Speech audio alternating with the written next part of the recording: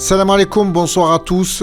Merci de vous retrouver avec nous sur Cube le Média pour une émission exceptionnelle. Comme je le disais en introduction, on n'a pas pu faire aujourd'hui l'émission avec le Cheikh Mourad Hamza qui est en déplacement et dans le village là où il n'y a pas internet. Donc on n'a pas pu faire l'émission comme on comptait la faire sur Zoom. Pas d'inquiétude, demain on le retrouve Inch'Allah avec nous autour de la table de Cube Média pour une émission exceptionnelle avec des sujets qu'on a sélectionnés pour vous. Aujourd'hui, on a profité de l'absence de Mourad Hamza avec l'équipe de Cube le Média de vous présenter pourquoi Cube le Média existe, pour qui il a été créé, par qui il a été créé et donc voilà, de faire cette émission-là pour faire vraiment une présentation et un focus sur la passerelle. Donc, l'histoire commence par la passerelle. La passerelle, c'est une fondation, c'est un projet exceptionnel qui me tient à cœur et qui s'appelle la Fondation La Passerelle. Je vais lire un peu le texte pour essayer d'aller vite. C'est une fondation qui porte plusieurs projets et que je vais vous présenter avec l'équipe de Cube Média. Mais avant de vous présenter, je veux vous partager 2 citations qui me tiennent à cœur. Vous savez, les citations, c'est des mots et c'est des phrases qui nous tiennent un peu de ligne de conduite et qui sont une motivation. Donc, j'en ai choisi 2 pour vous présenter la passerelle. C'est la citation de Nelson Mandela. « L'éducation est l'arme la plus puissante pour changer le monde. » Donc, la passerelle, elle est là parce qu'elle va miser sur l'éducation. Donc, l'éducation est l'arme la plus puissante pour changer le monde. Et la deuxième citation, je ne vais pas dire qui est l'auteur de la citation, pour que vous soyez en commentaire, que vous deviniez qui a dit cette citation-là. Là où on éduque un enfant, on ferme une prison. Donc, en commentaire, tapez pour voir qui va trouver qui a écrit cette citation-là. Donc, je le répète, c'est là où on éduque un enfant, on ferme une prison. Donc, la passerelle, c'est une fondation, donc un fonds de dotation, un centre socio-culturel et culturel pensé pour Marseille et particulièrement pour ces quartiers trop souvent invisibles. Donc, vous allez avoir en haut de l'écran l'organigramme un petit peu des projets que porte la fondation.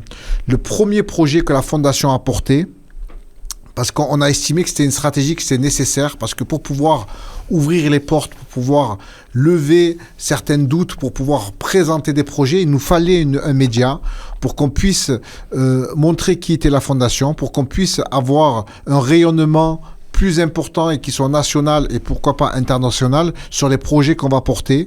Donc le premier projet, c'est Cube le Média qui a été créé, qui existe maintenant depuis 5 mois et ça nous permet de faire des émissions religieuses. Il va y avoir un programme qui va être dévoilé dès la fin du Ramadan où il y aura une émission spéciale cuisine, une émission spéciale des femmes. Comment ça s'appelle déjà, Inès, cette émission? La taille des copines. La taille des copines. Où il y aura, en quelques petits mots, juste 30 secondes. On va trier sur le volet des femmes issues du monde de l'entrepreneuriat, des mères au foyer ou des femmes entreprenantes en général, pour échanger sur des sujets d'actualité, de parentalité, d'actualité. Voilà. C'est très bien. Je pense que c'est une nécessité d'avoir un espace et un lieu et une émission qui est dédiée aux femmes, où ils peuvent partager, où ils peuvent évoquer des sujets qui leur tiennent à cœur. Parce que c'est vrai que nous, à travers Cube le Média, on essaye un petit peu, je voudrais pas être... parce que c'est voilà, sur les réseaux sociaux, il y a beaucoup d'influenceuses où on déballe un peu les vies des gens, etc. L'objectif de Cube le Média, c'est pas ça. C'est de montrer l'exemple, c'est de montrer, de mettre en lumière ce que la communauté musulmane de France apporte de bénéfique à la République et à la France, et c'est de avoir un lieu d'écoute et de partage. Donc, il y aura des émissions. Donc, voilà. Le premier projet que la passerelle porte, c'est le média. Et alhamdoulilah, grâce à la volonté d'Allah, il existe, il fonctionne, l'équipe est présente et plus motivée que jamais pour aller et porter le média au plus haut.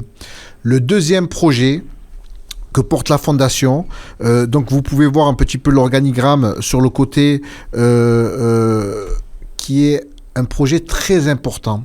Et ce projet, moi en tant que chef d'entreprise et président de la fondation, c'est à travers l'aide que la fondation apporte aux associations et à l'écoute qu'elle apporte aux parents, qu'on a décidé de le faire parce que c'est un pôle qui est très important et ça relie un petit peu les deux citations que j'ai dit. Donc c'est l'éducation est l'arme la plus puissante pour changer le monde.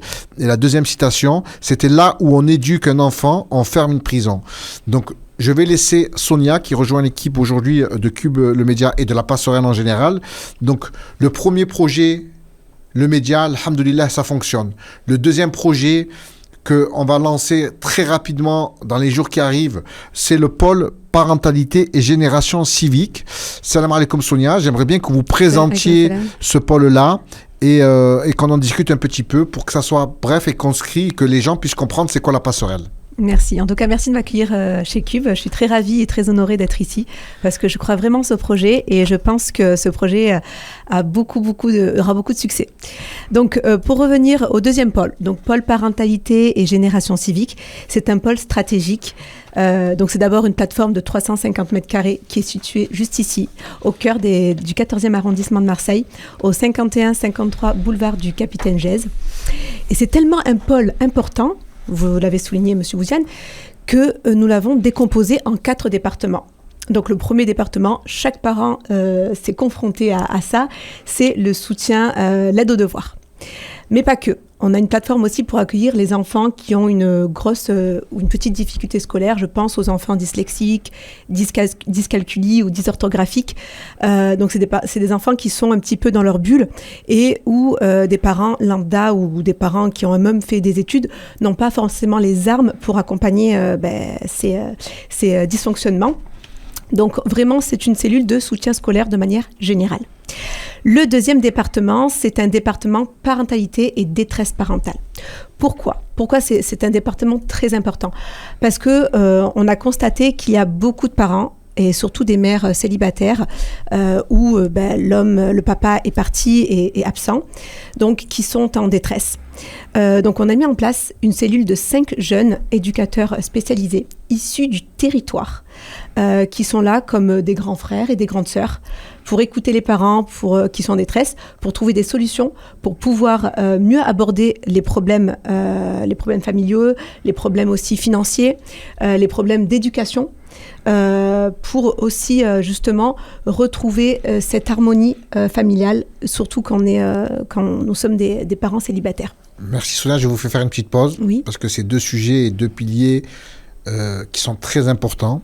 Donc le projet, c'est le pôle parentalité et génération civique. Vous avez dit que c'est le soutien scolaire, donc c'est une plateforme où tous les jours les enfants peuvent passer, où ils trouvent des étudiants qui vont permettre d'aider les enfants en difficulté dans leur français, maths, anglais, etc., à faire leurs devoirs et à soutenir, à faire en sorte qu'ils arrivent à lire à la sortie de l'école primaire, parce qu'aujourd'hui même ça c'est plus sûr avec l'école publique. Et le deuxième département, c'est un département très important. Le nombre de mamans qui sont venues à la fondation et qui nous demandaient de l'aide parce que son fils, elle n'arrivait plus à le tenir, parce que la difficulté de la rue faisait en sorte qu'un seul parent ne peut pas arriver à éduquer un enfant. Aujourd'hui, le seul moyen d'éduquer un enfant, c'est que tout le monde se retrouve autour de la table, que ce soit l'école, les parents et les associations. Donc on a un pôle où c'est des grands frères ou des grandes sœurs qui vont pouvoir accompagner, déjà écouter, ouvrir un dossier et faire en sorte de trouver des solutions avec les parents.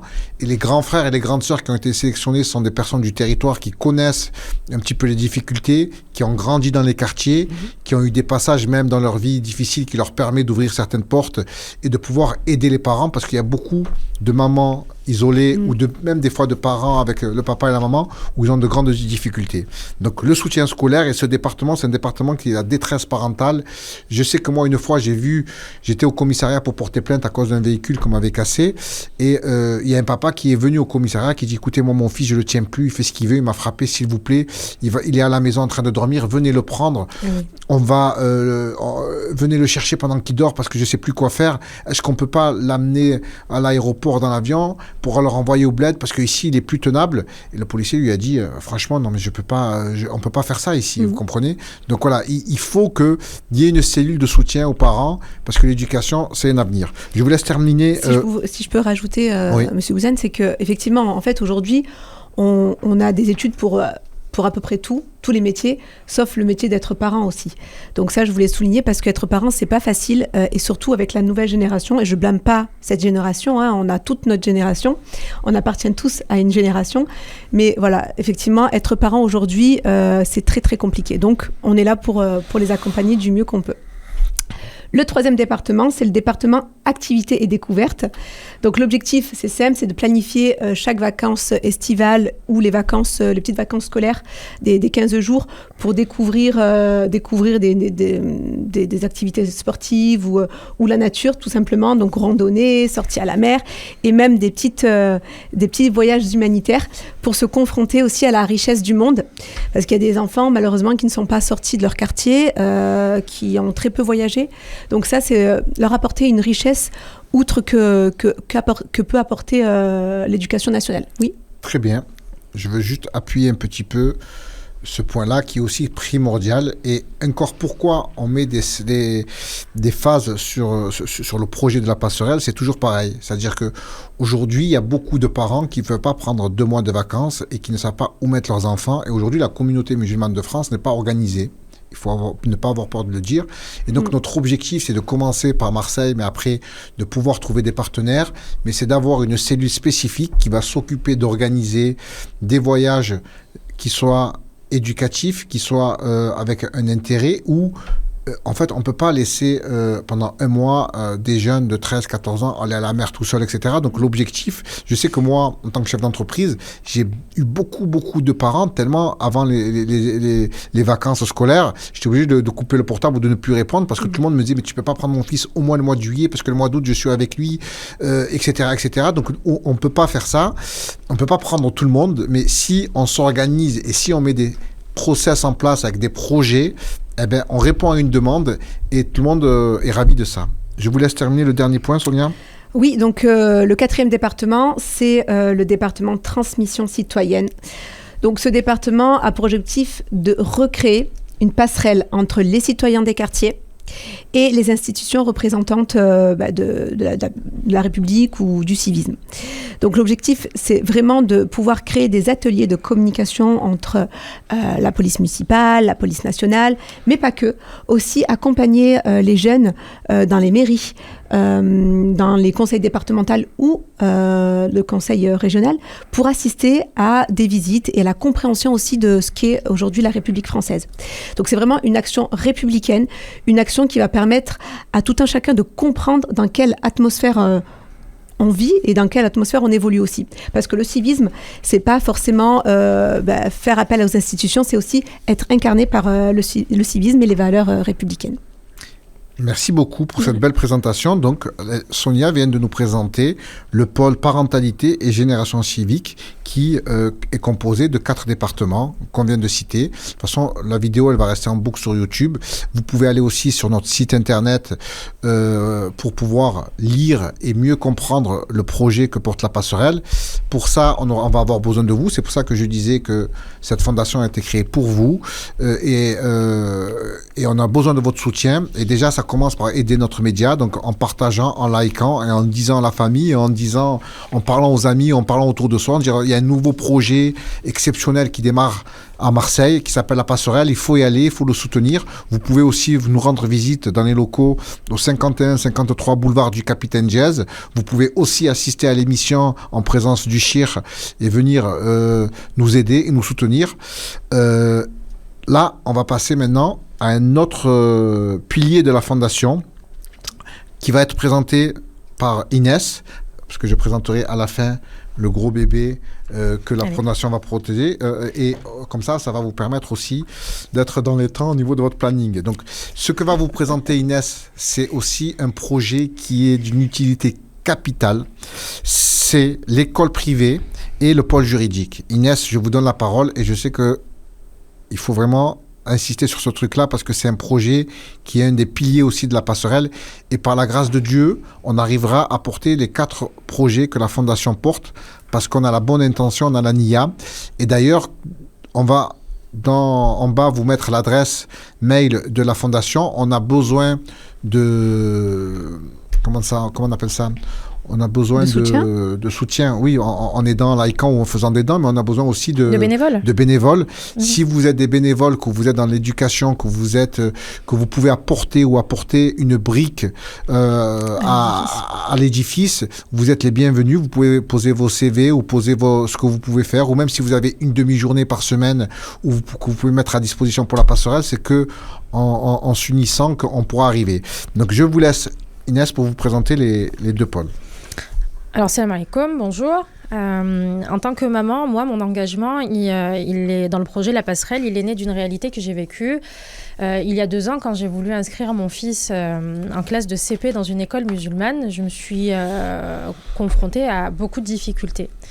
Donc, beaucoup de demandes et très peu de places. En soi, il n'y avait que 2 écoles homologuées à Marseille qui proposaient des cours pour les petites sections, donc CP, petite section maternelle et CP, CE1, CE2, enfin les classes élémentaires. Et autant vous dire que la déception était tellement grande. J'ai eu du mal à accepter le fait que dans une ville comme Marseille, une grande ville, 2e ville de France, on n'ait que 2 écoles qui proposent ce genre de prestations et qui soient surtout sous agrément, quoi. Donc la passerelle, elle, a pour projet de créer une école privée sous contrat. Cette école aura pour vocation d'offrir un environnement d'apprentissage de qualité, de garantir l'excellence académique, c'est très important, respecter pleinement les programmes de l'éducation nationale et transmettre des valeurs éducatives républicaines. L'établissement s'appuiera sur un corps enseignant qualifié et engagé, accompagnant les élèves avec bienveillance et exigence afin de leur permettre d'atteindre leur plein potentiel. Donc l'objectif est clair, concilier réussite scolaire, cadre structurant et valeurs partagées. C'est un projet qu'il faut soutenir parce qu'il y a vraiment beaucoup de demandes et ça demande énormément de moyens, énormément de structures. On ne peut pas ouvrir une école privée sous contrat sans faire place à beaucoup de normes. Et ces normes-là, elles demandent beaucoup de rigueur. Et donc, je pense qu'on est une communauté avec plein de talents, plein de compétences et que en assemblant nos forces, on peut réussir à faire un super projet. Dans un deuxième temps, je ne sais pas si vous voulez l'annoncer. Non, vous pouvez. Ouais. Je vais juste faire une petite coupure là-dessus parce que c'est très très important. C'est-à-dire qu'aujourd'hui, une ville qui est la 2e ville de France où on a 1 million d'habitants, où il y a à peu près 300 000 musulmans, on a 2 petites écoles à Marseille, mais on n'arrive pas. C'est-à-dire que moi, en tant que chef d'entreprise, moi j'ai eu la chance de participer aux travaux. Dans ma carrière, j'ai fait toutes les écoles privées de Marseille. C'est nous, notre entreprise, qui avons fait les écoles privées juives de Marseille, même l'école privée catholique. Donc moi, j'ai fait les plans. C'est mes ingénieurs qui ont fait les plans, qui ont travaillé, et j'ai fait les plus belles écoles juives, les plus belles écoles catholiques de Marseille. Et arméniennes aussi. Et arméniennes. Donc c'est ma société qui a fait les plans de réalisation et les plans d'exécution de tout ce qui était CVC, désenfumage, plomberie, etc. Et c'est vrai que j'ai toujours, ça m'a toujours heurté au plus profond. Je me suis dit, Inch'Allah, un jour, on pourra avoir une école digne de ce nom, comme l'école catholique, comme l'école juive Yavne, ou comme l'école... voilà. Donc, et pourquoi je fais cet arrêt-là ? C'est parce que il y a aussi, je vais refaire une citation, c'est la citation de Mark Twain qui disait « Ils ne savaient pas que c'était impossible, alors ils l'ont fait ». L'histoire de la passerelle, c'est exactement ça.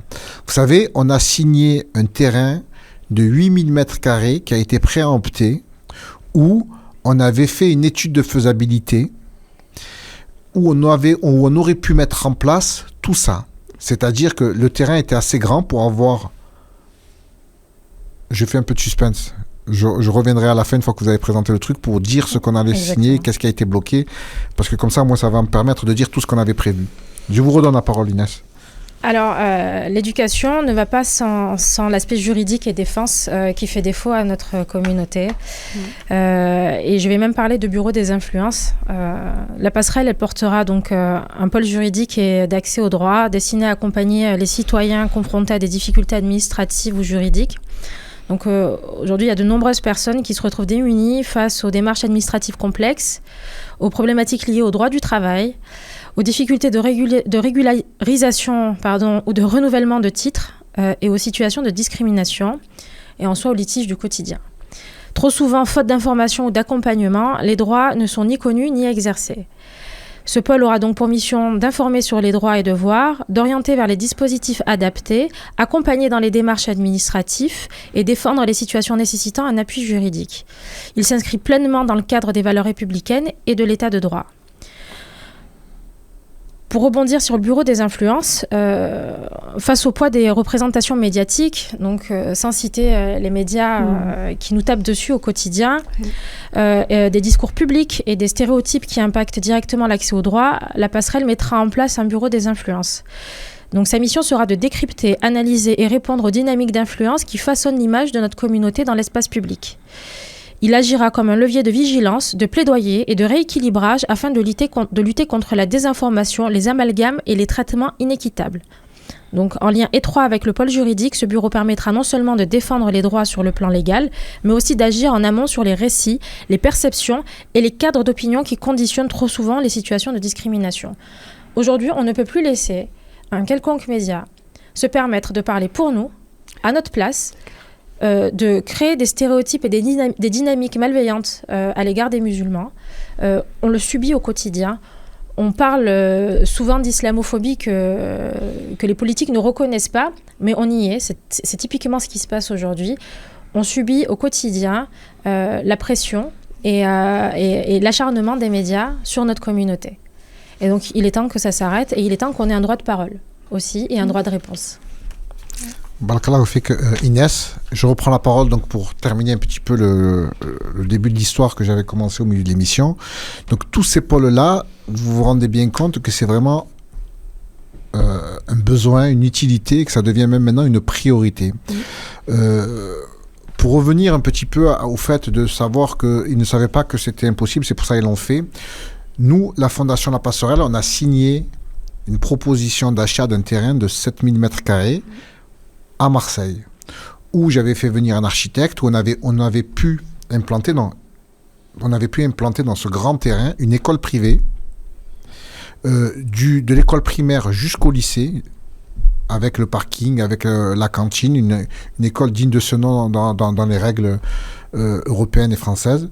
On avait prévu aussi les bureaux de la fondation où on allait pouvoir loger les différents pôles du pôle éducatif, donc le soutien scolaire, l'équipe des jeunes qui aurait comme objectif de préparer toutes les vacances et de préparer toutes les formules pour que ça soit accessible et que ça soit à portée de budget pour les familles modestes et qu'on puisse faire en sorte que nos jeunes ne soient plus en bas du quartier ou qu'ils aillent au Prado tout seuls tourner pendant les vacances. Et il y avait aussi au sein de ce projet-là la grande mosquée de Marseille. Donc dans ce terrain-là, on aurait pu aussi implanter une vraie mosquée qui pouvait accueillir jusqu'à 2000 personnes, où on avait 1200 places de parking, un projet tel que la communauté musulmane de France le mérite, et qui pourrait même être un exemple de laboratoire pour la France et l'Europe, parce que derrière, on s'occupe de l'éducation, on s'occupe des familles quand ils sont seuls, qui ont un enfant en difficulté, ça évite de la délinquance. La passerelle, ça devrait presque être... ça devrait être une fondation qui passe d'utilité publique et qui devrait être financée par l'État directement.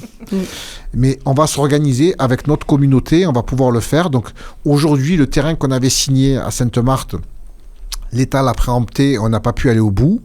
Mais autour de la table, vous avez une équipe qui est à la NIA, il y a le Cheikh Mourad Hamza qui est avec nous, où c'est très très important, on compte sur vous. Pourquoi on a commencé par ce média? C'est parce que quand nous, on est partis visiter le terrain, quand on a signé un acte d'engagement pour pouvoir essayer de faire ce projet-là, etc., on n'avait personne dans notre communauté autour.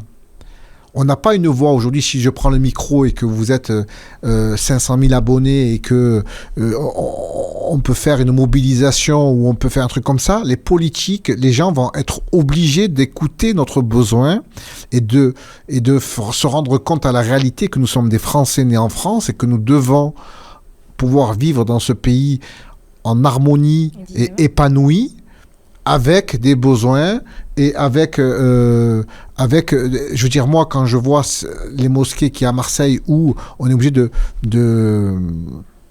de faire la prière dehors, où on est obligé, je veux dire, je vais pas dire quelle mosquée, mais là il y a une mosquée qui est en train de se lancer en rénovation.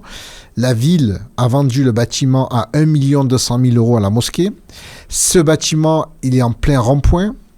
Et quand j'ai visité, je leur ai dit, mais attendez, on ne peut pas faire une mosquée à Marseille qui va accueillir 800 personnes où il n'y a pas une seule place de parking. Après, on va nous dire les musulmans sont inciviques. Vous ne pouvez pas avoir un bâtiment pour accueillir 800 personnes qui vont venir faire la prière sans un parking. C'est obligé que ces gens-là vont se garer devant une porte de garage, vont se garer devant une sortie de voiture où ils vont se garer en double file. Après, on va dire, regardez, les musulmans, ils ne sont pas civiques. Mais si on a une mosquée digne de ce nom, avec un parking, où on peut se garer en sous-sol, où les enfants peuvent trouver leur espace de jeu et de convivialité, où les hommes peuvent avoir un espace de spiritualité et de retrouvailles, etc., ça va être une force. Nous sommes des citoyens français. Notre particularité ou notre force, c'est que nous sommes musulmans. Être heureux, épanoui à la France, nous sommes des vrais soldats de France à partir du moment où on se sent chez nous, où on se sent épanoui, où quand on va à la mosquée, on a des droits, mais on a aussi des devoirs. Et le moyen d'équilibrer entre le droit et le devoir, c'est d'être juste. La passerelle est là pour demander justice et pour se battre pour qu'on puisse avoir les outils nécessaires pour l'éducation de nos enfants, pour l'épanouissement de nos épouses ou de nos filles et de nos mamans, et pour l'équilibre des hommes qui sont citoyens et pleinement républicains. Et moi, je suis un homme qui suis persuadé que les musulmans de France sont compatibles avec la République et que nous sommes là et qu'on pourra faire ce projet-là. Donc, voilà ce que la passerelle porte. Voilà pourquoi aujourd'hui, même moi, j'ai jamais à aucun moment pensé que j'allais être devant les caméras, etc. Mais à un moment donné, je me suis rendu compte et rendu à l'évidence qu'il fallait que je prenne le taureau par les cornes, parce que les équipes que j'ai mis en place n'osaient pas dire qu'ils étaient musulmans. Et grâce à Dieu, en 3 jours, on a fait 200 000 vues. On a gagné plus de 1000 abonnés sur YouTube et l'histoire, ça fait que 3 jours. Donc, je profite de ce mois sacré de Ramadan, qui est un mois de spiritualité, de concentration, de rétrospective sur soi, pour lancer un appel solennel à tous mes frères et sœurs musulmans français de confession musulmane, de nous donner de la force. De vous abonner, d'aller sur le site, de donner, il y a le PayPal, on peut faire 1 euro jusqu'à 1000 euros et pourquoi pas s'il y a un Qatari qui est sur le Vieux-Port, il peut faire 1 million d'euros.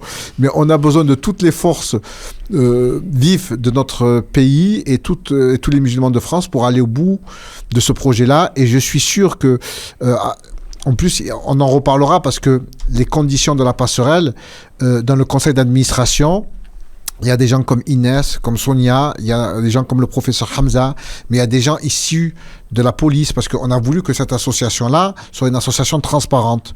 100% des relevés de comptes et des bilans seront publiés sur le site internet de la fondation. La fondation ne prend pas d'espèces. On prend de la carte bleue, on prend des virements en PayPal, mais c'est une manière de rassurer toutes les personnes qui vont adhérer à la passerelle. C'est-à-dire qu'aujourd'hui, l'argent est transparent. Chaque centime qui rentre est sur le relevé de compte. Tous les relevés de compte sont publiés et c'est une manière transparente et de pouvoir donner de l'argent d'une manière sereine. Donc, je voulais vous remercier de votre présence et de votre écoute. Si vous êtes resté jusqu'à la fin, j'en suis sûr que oui. Je vous souhaite et je remercie l'équipe de Cube le Média, y compris Rafik qu'on voit pas, mais croyez-moi que depuis ce matin, voilà, Rafik, fais coucou un petit peu à tout le monde. Et Sonia de nous avoir rejoint, Inès. C'est que le début. Je vous remercie encore une fois. Likez, abonnez, partagez. Merci beaucoup. Salam alaikum wa rahmatullah. Sahafturkum. Et à demain à 17h en live et en direct avec le